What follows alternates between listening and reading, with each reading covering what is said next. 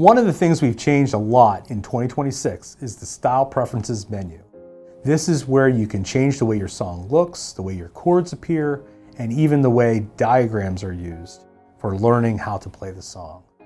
So let's jump in and take a look at all the changes in OnSong 2026. Let's open the Style Preferences menu by tapping on the sliders icon in the menu bar. Here we have the Document tab, which remains generally unchanged, the Format tab, the Chords tab with a lot more options, as well as dual chords and diagrams, which we'll get to later. Let's go to Chords. Here, we can still transpose the song by simply choosing a key in the key section. And we can also apply a capo. Remember that applying a capo modulates the song down the number of half steps of the capo, so that when I play the song, in this case in the key of G, with a capo on the 3rd fret, it will make it sound like I'm playing in B flat. I have transposing instruments if you're playing something like trumpet or flute, and I can now change the style attributes of my chords right here per song. So this is not a global setting. This can be something that is global if you want, or it can be for each individual song. For instance, I can put my chords in line with my words and lyrics, or place them above the lyric. I can also choose the style of my chords, from Nashville, Roman numeral, or Do Re Mi, or switch back to alpha. Here, I can choose if I want my split chords to display the bass component, chord only, or both. By default, we'll put on both. So if you'll notice down here, the A over C sharp, if I choose bass only, we'll switch to C sharp, and if I have chord only, we'll only display the main chord and not the bass note.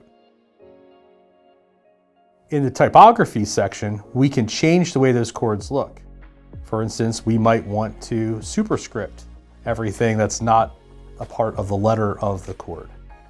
We can also use actual sharp flat symbols. We can also use our Nashville notation, minus for minor, a circle for diminished, etc. We can also lowercase our minor chords instead of showing minor or minuses. And we can also lowercase our split chords. So there's a lot of different options there depending on how you like your music.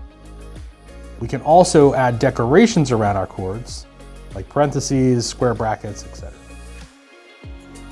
Dual chords allows us to see more than one chord at once on the document. So for instance, right now we have a capo enabled on the song, and we might want to share this music between a keyboard player and a guitar player. So we can turn last on here to show the capoed chord after the other chord. So for instance, the song is in B flat, the keyboard player should play a B flat, but the guitarist would play a G in this case. Now the nice thing with this new feature is that we can stylize the dual chords separately. So for instance, maybe I can highlight what the guitar player is going to play in orange, and me as the keyboard player, I can play what's in teal. We can also choose what gets displayed as our dual chord. So in this case, we have capo set, so the capo chord would show what to play with the capo applied.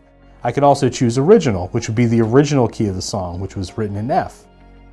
I can show transposed, which doesn't really do anything because we already have it transposed, and it will show the capo chord instead. We can show numeric, which means that we can see how to play the song if we're learning Nashville. We can see that the root of the chord in this song is G. Obviously we have it capoed already, and we can start learning how to use a number system. And of course we can also decorate those chords. So if you don't want to use a different color, you can also just decorate that in parentheses or whatever you'd like. The last tab is diagrams, and we moved that over here to have some more options for you. And again, already in here in the menu without having to go back and forth through the settings, and it can be specific to the song. So if we wanted to show guitar diagrams, we have guitar selected as our instrument that we're playing, and I can change the position where I would like the diagrams to appear to be above the lyrics. That way you can see them at least without scrolling. And you can see here our chord diagrams display.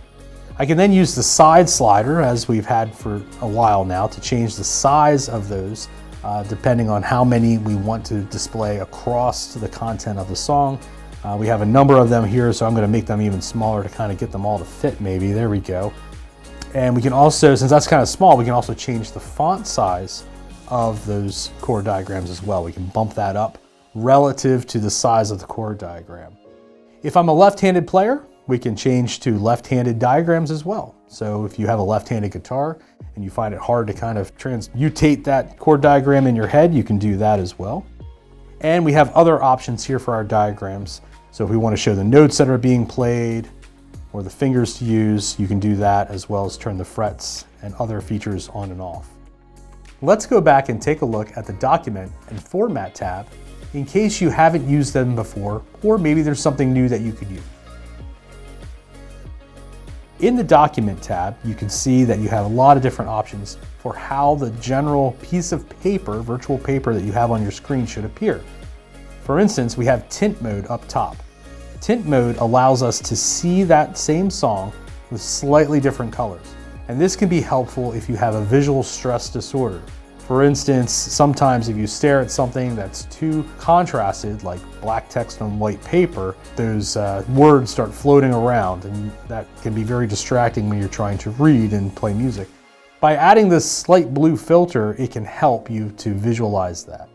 And to the right, we have the low light mode toggle, and I can turn that on to toggle low light mode on and off. And again, those tints will apply to low light mode. So here we have a dark blue background with light blue chords and diagrams. Of course, if we choose paper, that would give us that harsh, more harsh black and white. Underneath there, we have the font to use, so we can change between Georgia, Helvetica, Courier, etc. Line spacing, we can use that to tighten up our chord chart. So if I shrink that line spacing down, you can see here all my chords and text get a little bit closer together. Still pretty readable, but again, that's more or less to cram more stuff into one space if you're trying to see more with that with less scrolling. And we can also choose the virtual piece of paper that this all sits on. So the best way to understand that is, depending on the size of the paper, it affects the font size that is used.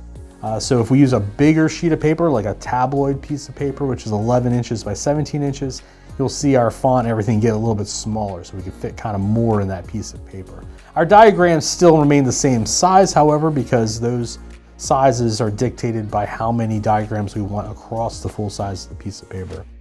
We also did add additional international sizes this round. We have A2, A3 in there as well as folio sizes, and that's, I think, 8.5 by 13 inches. We can also change the orientation of that paper from portrait to landscape. Again, that will also change the size of our font to match. Down under there, we can also turn columns on and off. This is something that came out with OnSong 2024, so we can turn columns on and be able to fit more into our virtual piece of paper there. And to the left of that is a feature that you might not be aware of, but OnSong chooses how to lay out those chords depending on how our page break mode works in the song. And so if we turn on this option here, that's going to actually create separate pages that are kind of cut off by the size paper we choose up above here. And then finally, our margins down here, we can reduce those if we want to fit more onto the screen. So for instance, I can make my margins 1/4 inch, and that's going to allow my text to kind of spread out a little bit more. There we go. And lastly, our footer, which appears at the bottom of the screen here, we can change the size of that to be a percentage of the font size that we have, or turn it off completely. One thing you'll see at the bottom of all of our menus is an R2 icon. That uses the new rendering engine of OnSong. And R2, by the way, any new songs you import into 2026 will use the new rendering engine. So you might want to consider that, and if you want to turn that off or whatnot, you can do that in your system settings. And speaking of which, there is a tab over here, right above where we choose our other tabs, which allow us to change the settings of the specific song we're looking at, or we can use the system settings. So you see here, I made all these changes to my song, but my system settings still remain that I'm using a light blue background for my chord, using one column, using white paper with black text, etc. So I can make changes to that specific song, and I can always switch back to my default options. The Format tab, again, can be used to change how my chords look, how my text looks, how different sections of my song look. So I'm going to switch back to my song here. And then you can see here, I can change the size of my lyrics. Let's say if I want to shrink those down, I want to fit some more in, I can do that. Same with my section labels. Maybe I don't really need to know the words as much as I need to know the chords. I know sometimes I have problems with that. And of course I can change the way my chords look. Maybe I need red text with no highlight. I can do that as well.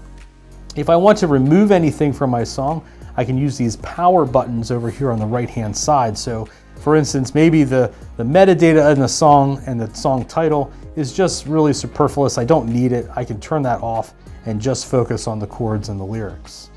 If I'm really singing and I don't need to play an instrument, I can turn off the chords as well and just focus on the words. And you can see I can use that to fit more into the space. Lastly, when I have things looking just the way I want, we can tap on these three dots up here to apply that style to other songs in my library as well. And again, that will allow all these settings, all these new settings to be applied to those songs. So that's a really convenient way to do it. But again, a new way to do that is also you can apply or create a system-wide setting and just switch your songs to that. So any change you make to the system setting will apply to all of your songs. And if you do want to get to some of the settings that are in this menu, again, each one of these menu tabs has its own settings section that configures the defaults of the system. You could tap on that wrench icon up here and access all of those. I hope that gives you some idea of how the new Style Preferences menu works and all the power that is now available to you in formatting individual songs or applying those changes system-wide. If you have any questions, feel free to reach out to us.